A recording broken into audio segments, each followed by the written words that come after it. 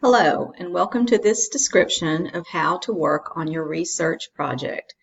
As you will know from reading the description, this is where you're going to be planning a trip overseas, as is noted here, and I want you to pick a country that interests you, but especially one that is very culturally different than the United States. So, how can you know that going into this exercise? Well, I give you a link, which is the Hofstede Country Comparison, where you can easily find a country that differs greatly than the United States. So let's click on this link.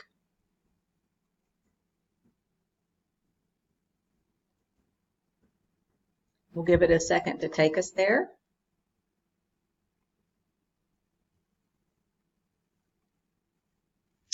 And this is the website that you will find. It's very easy to use.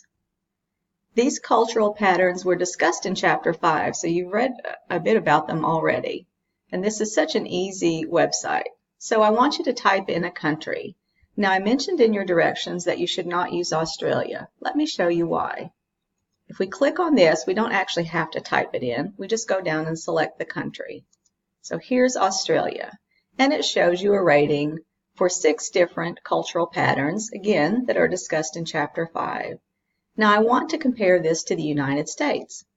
So I'll click up here again and just scroll down until we get to the United States near the bottom. There we go. And it automatically pulls up a comparison between the two countries.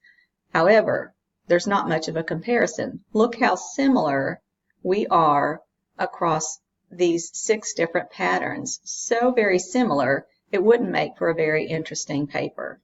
All right, so I definitely know that Australia is not a good choice, and United States has to be one of my picks.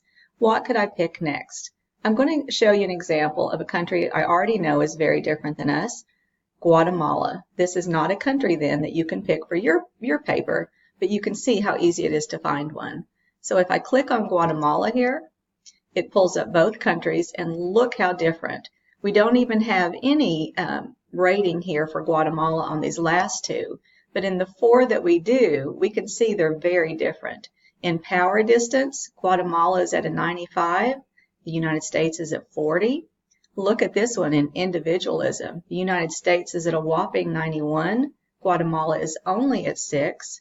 In masculinity, the United States is 62, whereas Guatemala is 37. Not that different, and not the 40-point spread I suggested that you have, so we wouldn't want to use that one. But in uncertainty avoidance, Guatemala is at a 99, and the United States is at 46, so that does have the 40-point differential. So for your paper, you could pick either uncertainty avoidance, individualism, which looks like it would certainly be a good one, or power distance. All right, so once you pick the one cultural pattern that you want to focus on, if you just scroll on down here, it says read more about the chosen countries. So you can click on that,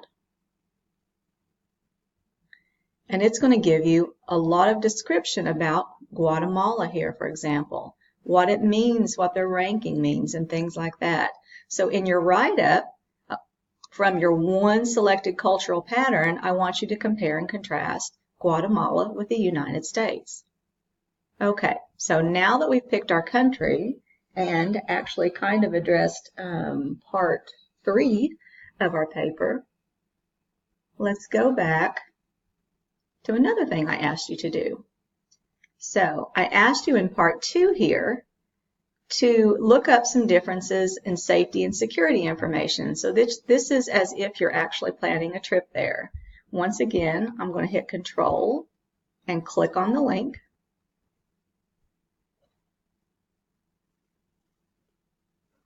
And it's going to take me to a different website. Let me move my screen over here just a little bit so that you can see it.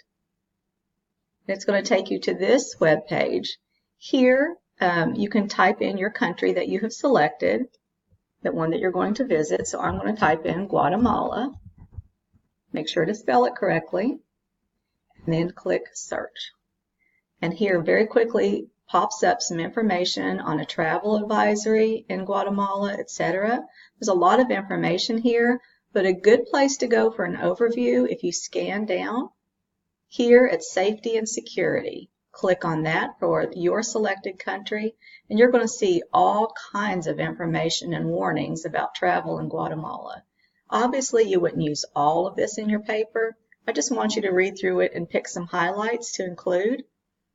What's in bold is pretty interesting. Do not use public ATMs and why. Do not use local public buses and why. It also mentions down here that there are 4 active volcanoes in Guatemala, so that's something to be aware of. So you can just pick and choose from among this grouping what you want to write about the country that you have selected.